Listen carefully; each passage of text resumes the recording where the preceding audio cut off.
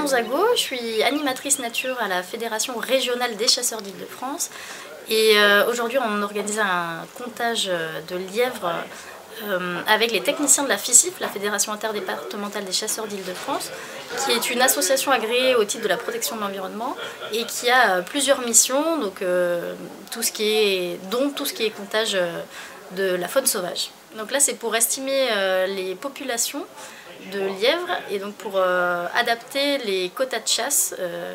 Donc en fonction de nos résultats, on arrive à estimer les quantités de lièvres au kilomètre carré et en fonction de ça, on peut soit déterminer des quotas de chasse, soit interdire justement la chasse du lièvre sur certaines communes ou au contraire dire que les prélèvements de lièvres sont autorisés.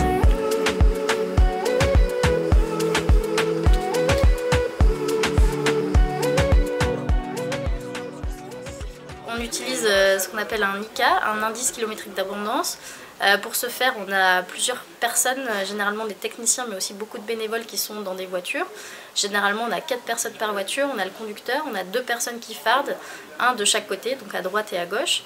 La voiture se déplace sur des routes et des chemins, il y a des circuits particuliers à respecter.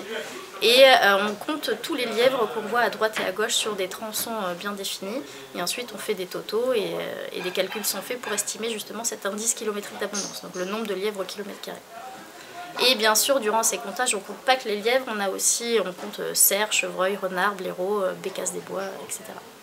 Alors normalement ces comptages se font en 2 fois, une fois en janvier, une fois en février pour avoir une meilleure estimation parce que justement ces comptages sont très dépendants de la météo, des facteurs environnementaux qu'il y a. Donc pour être plus sûr, il vaut mieux avoir deux passages. Nous dans le sud des Yvelines en tout cas, c'est une population qui se porte plutôt bien. C'est vrai qu'ailleurs en France on peut voir des populations qui tendent à décliner. Et là depuis 12 ans on a une population qui est assez stable.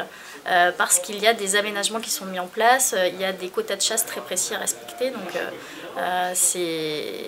ça montre bien le travail qui est assuré par les fédérations des chasseurs et les chasseurs au quotidien.